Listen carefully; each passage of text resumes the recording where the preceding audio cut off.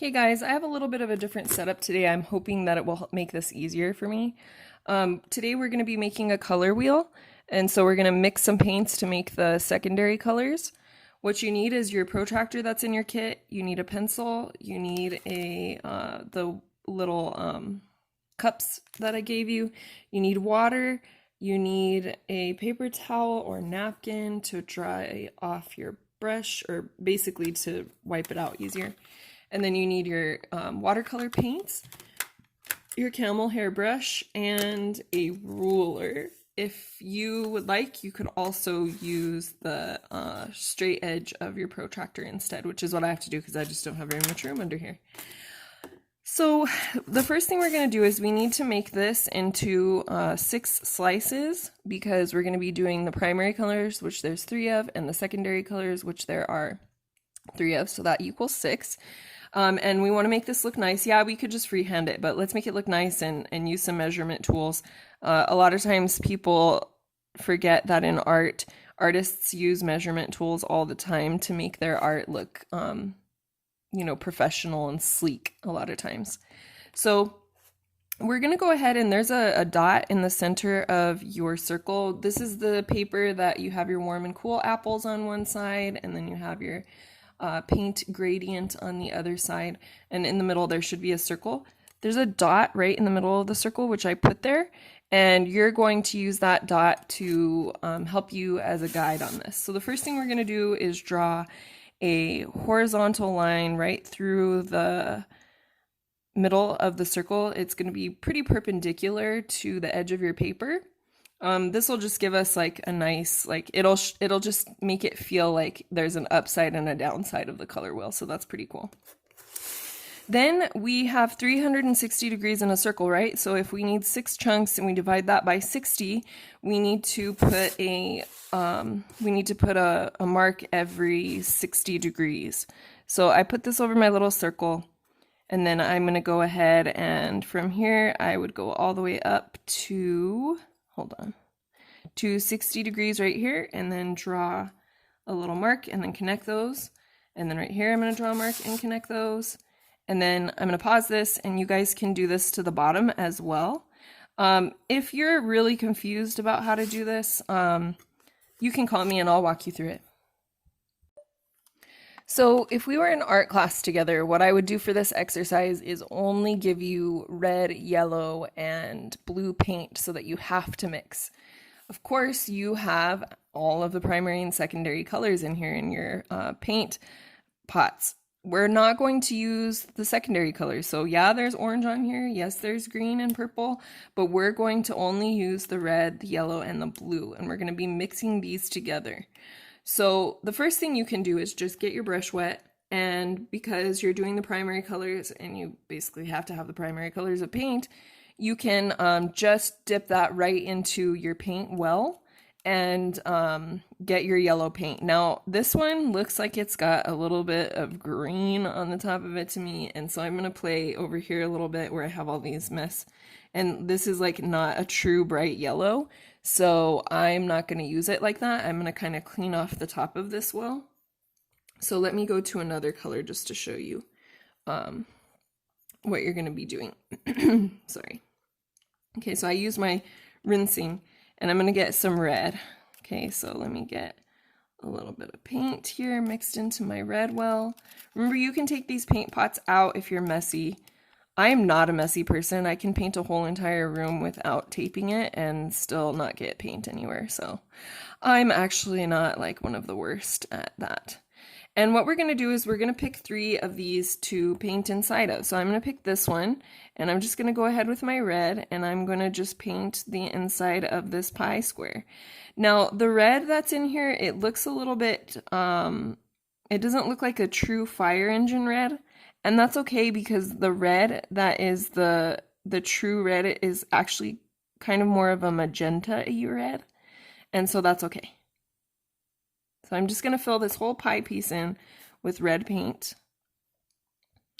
I've gotten it kind of thick here, so you guys can tell that it is, it's definitely pretty dark as far as the mixture of my pigment goes. I've got a lot of it in there. And I'm gonna kind of fade it out on the edges, and I wanna make it darker in the middle. So I'm gonna do that by pulling my paint back over to the bottom. And then I'm even gonna add just a little more down here. Kind of bring it out a little bit. Okay, and then I've got my nice nice red slice. Okay, so the next thing that you're gonna need to do is do your red and your yellow. I'm gonna pause this because I mean your blue and your yellow. I'm gonna pause this for a second just because I have my messy yellow and I want to clean it off a little bit. So the way I'm going to do that is just get a paper towel wet and kind of wipe off the top so that it gets to the pure yellow. And then when I come back, I will have this slice will be blue and this slice will be yellow, but actually it won't matter which way you put it. You could also make this one the yellow one and this one the blue one. Okay, see you in a sec. After you get your primary colors all painted, you're going to start working on making the secondary colors. So you need to wait until these primary colors dry, otherwise when you put your other colors next to it, they'll bleed together. And that could look cool if we were intentionally bleeding everything together, but since we're not, we don't want to bleed some of them together on accident and then make it look unprofessional. So I have some yellow paint here that I put in this well, and I'm going to go ahead and get red next. So that's going to make orange. Remember, you could cheat, but you should not cheat because the whole point of this is learning how to mix these colors together.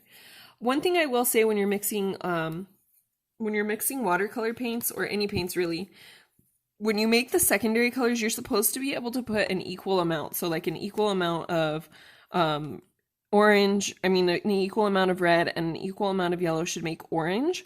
But sometimes that doesn't happen because of the pigment levels in your paint. So unless you're working with like a really, really nice paint, a lot of times you do kind of have to adjust to make it look like a true orange. So what I'm going to do is take my red paint now, and that means I'm just going to go ahead and I'm going to mix in here this red. And this is going to go kind of slow because it's going to take me several tries to get this right probably, unless I get lucky and the first time it goes. So I put probably like quite a bit of yellow, and I'm just going to mix in this red and see if it gets to an orange that I like. And I mean, lo and behold, it is pretty much an orange I like. I want to make it a little bit deeper just because I know that's like a true orange. So I'm going to get a little bit more red in there. Actually, I think I have enough that was hiding in my paintbrush. So I've got this nice orange color. Where am I going to put the orange? I'm going to put it in between where my red and my yellow are. But because those aren't dry, I'm going to wait. I've got this paint right here, and if it dries out, guess how I dilute it so it'll work again? Just add water. So I'm going to go ahead and I'm going to make my other color that is going to be the yellow-based one, which is going to be green. I keep getting tempted to put my paintbrush in the green since green is in here. That's why it's nice when we do this in class because I can just give you, I just make you take the colors that I want you to mix. Okay, so now I'm going to go ahead and I'm going to get some blue, or I'm going to get yellow again. Okay, so my yellow, I don't know, I feel like the watercolor yellow is not super pigmented, and so you have to get quite a bit of it to make these colors work. So I'm going to get this much, and then I'm going to rub my brush some more and get some more and more and even more. Okay, that looks like a good amount to me. So now I'm going to rinse my brush, and I'm barely going to get any blue to start off with. So I don't want to have too much blue, because if I do, then this is going to go it'll be like more of a blue-green than a green-green. So I'm getting a little blue in here. I've got my paint. I have hardly any blue in this palette. That's why I gave you all two, because sometimes there's not very much left. Okay, so I've got my brush pretty fully saturated with the blue, and if I need to add more yellow, I can. So to me, this is a little bit too blue of a green, so I am going to add a little bit more yellow. I don't know, maybe I like it after I mix it a bunch. After I mix it, I end up liking it. That's very interesting. Okay, so I'm cool with that one. So last, we're going to make my favorite color. Actually, I don't know what my favorite color is. I don't like pink, I'll tell you that for sure.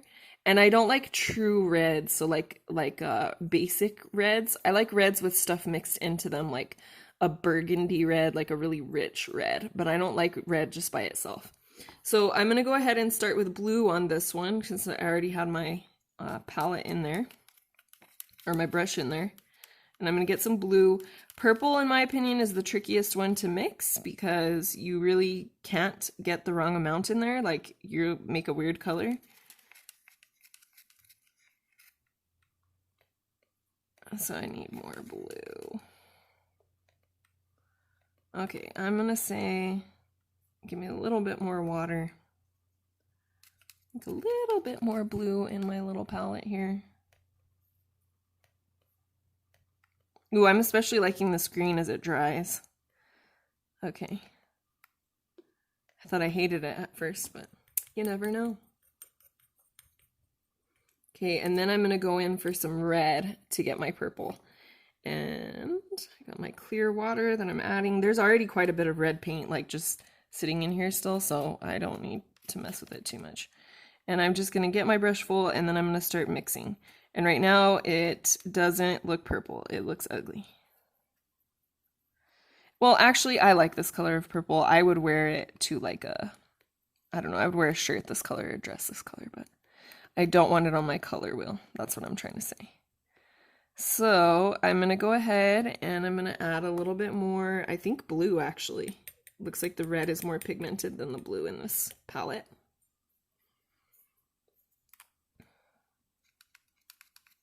Not too much because the amount can really overpower everything. Okay, that's much more of a purple that I like. So you can test it out because it's kind of hard to see when it's pooling in your cup. You can test it out over here. That's too blue. I tested it. So I'm gonna add more red. So see, you can mess with this for a little while until you get what you want. I told you I found the trickiest one to mix is gonna be the purple, and it's because I really have a hard time getting a purple that I want. See, now it's too red purple, so I'm gonna have to add more blue. Let me just make sure. That's okay. I'll go with that. Okay, so now we're just going to fill in these other pieces of our pie, our color wheel, with these colors that we just made. If you don't like your purple or your green or something, that's okay. You can mess with it a little bit, and then when you finally feel like, this is all right, go ahead and slap it on there into your pie piece. That's why using red, blue, and yellow is always the easiest because you don't have to mix it with anything. Nowadays, you can buy basically any color of paint. So if you just get, this is like the most basic watercolor palette you can get, and it still has all the secondary colors as well as brown and black in it. Some color palettes do have white so that you can make a pinkish color, but unfortunately the pinkest you can get without a white to make it into a tint is very light red, and so that's a little frustrating if pink is your favorite color. Thankfully, pink is my least favorite color, so I'm cool with the palette without pink. All right, guys, once you get this finished, once you have mixed all these colors and painted in these pieces, then go ahead and take a picture of it and put it into your assignment and then turn that in. Thanks. Oh, one more note. Because we're doing some contrast and we're working on contrast and harmony in our paintings, we need to remember that these colors that are opposite of each other on the color wheel, so like the primary colors, they go together. They're complementary. And the way they go together is by contrasting. If you pick a color, like if you pick the orange and the red and the yellow in your painting, then those are going to be what are called analogous colors. And those will create a lot more harmony than they will contrast. So when you're making your painting that you're going to make for your final project in this class, you're going to be making two drawings of the same thing. So you're going to draw the same thing twice, but in one of them, you are going to paint it with contrasting colors to create a lot of contrast and make sure that you have variety in your painting. And the other one, you're going to be using homologous colors so that you have a lot more balance and harmony in your picture. Okay,